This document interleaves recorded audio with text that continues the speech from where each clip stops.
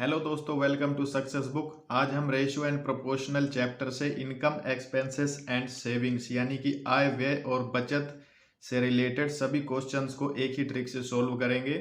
तो चलिए शुरू करते हैं। इन क्वेश्चनों को हमने 3 पार्ट में डिवाइड किया है, तो चलिए इनको टाइप वाइज सोल्व करते हैं। फर्स्ट क्वेश्चन है, ए और बी की वार्षिक आय 4:3 के अनुपात में है तथा वार्षिक व्यय का अनुपात 3:2 है। यदि इनमें से प्रत्येक वर्ष के अंत में 600 रुपए की बचत करता है तो ए की वार्षिक आय बतानी है।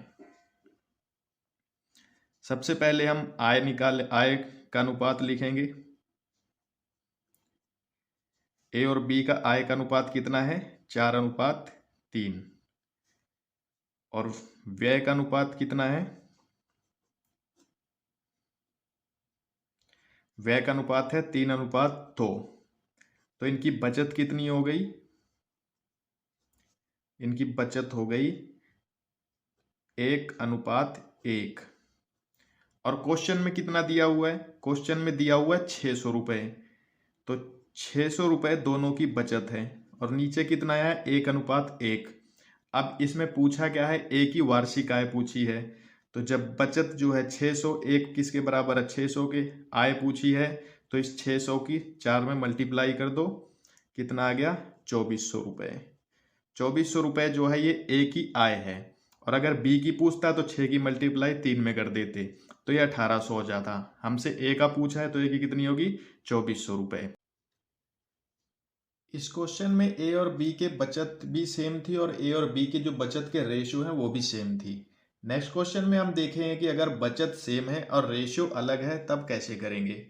नेक्स्ट क्वेश्चन है, पी और क्यू की वार्षिक आय 2:3 के अनुपात में है तथा उनके वार्षिक व्यय का अनुपात 5:9 है। यदि इनमें से प्रत्येक वर्ष के अंत में 600 रुपए की बचत करते हैं तो ए की वार्षिक आय। अब यहाँ ए और बी की आय का अनुपात कितना है? सबसे पहले आय का अनुपात निकालेंगे। ए और बी की जो आय का अनुपात है वो 2:3 है। और व्यय का अनुपात कितना है? व्यय का अनुपात है 5:9। और इनकी बचत कितनी है? बचत 600 रुपए है दोनों की। 600 और इसकी भी 600। अब जब इस टाइप के क्वेश्चन आ जाते हैं, यहाँ पे जैसे आय तो कम है और व्यय ज़्यादा हो रहा है। हमारी जितनी आय होगी हम उसी हिसाब से तो व्यय करेंगे, लेकिन यहाँ पे आय कम है और व्यय ज़्यादा हो रहा है। तो अगर बचत सेम हो या बचत कुछ भी हो, इससे कोई फर्क नहीं पड़ता। अगर जब इसमें जो व्यय और आय का जो है रेशो जब अलग अलग हो जाते हैं तो हम इसमें जो है क्रॉस मल्टीप्लाई की ट्रिक यूज़ करेंगे। और ये ट्रिक जो है ऊपर भी यूज़ होगी और नीचे भी यूज़ होगी। अब हम आय की जो है क्रॉस मल्टीप्लाई जो है वैसे कर लेंगे। ए और बी की जो आय है और ए और बी की जो व्यय है उससे जो है क्रॉस मल्टीप्लाई कर लेंगे। और नीचे जो है बचत का भी क्रॉस मल्टीप्लाई कर लेंगे। तो ये कैसे होगा? 2 की 9 के साथ और फिर 5 की 3 के साथ। 9 के साथ करेंगे कितना आ जाएगा? 18 हो जाएगा। और 5 की 3 के साथ करेंगे कितना होगा? 15 हो गया। अब ये नीचे भी हम इनकी क्रॉस मल्टीप्लाई कर लेंगे। 9 की 600 के साथ, 5 की 600 के साथ। तो क्या हो जाएगा? 9 की 6 के साथ करेंगे तो कितना हो जाएगा? ये 5400 हो जाएगा।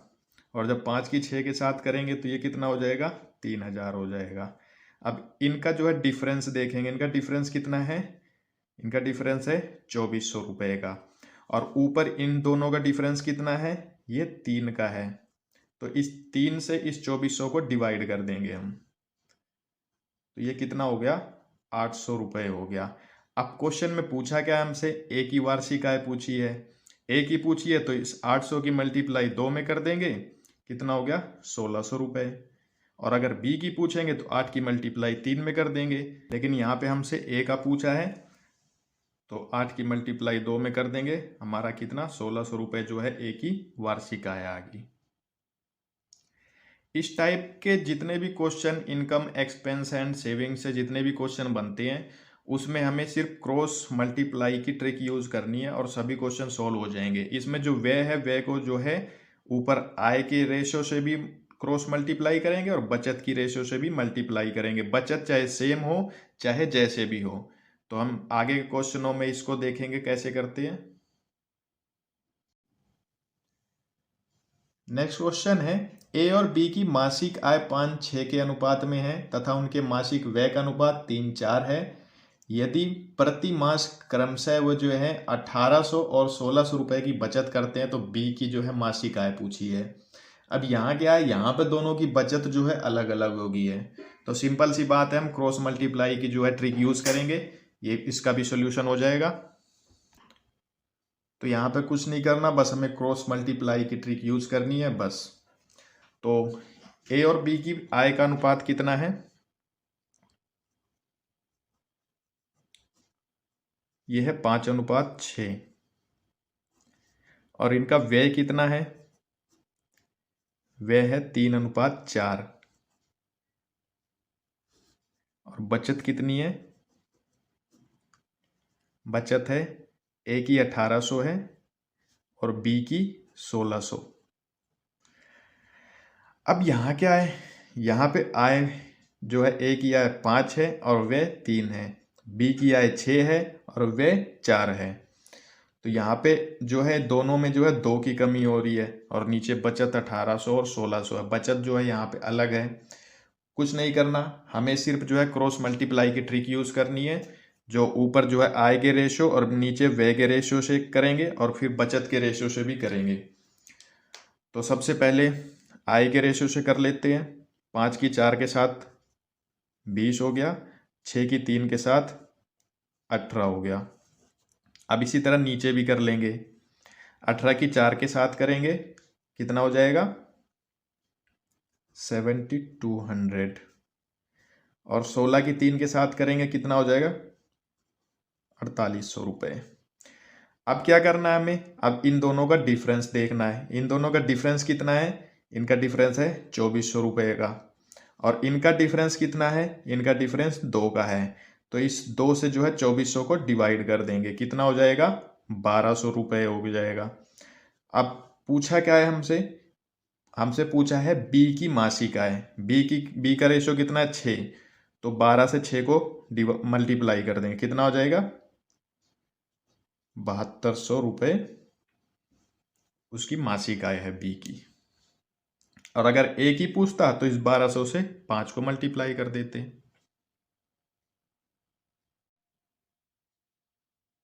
नेक्स्ट क्वेश्चन है, ए और बी की वार्षिक मासिक आय 5:3 के अनुपात में है तथा उनके मासिक व्यय का अनुपात 9:5 है।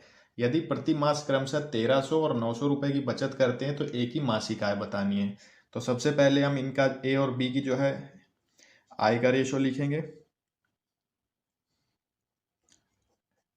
आय का रेशो कितना है ए और बी का 5:3 का, और व्यय का कितना है, व्यय का है 9:5 का। इनकी बचत कितनी है,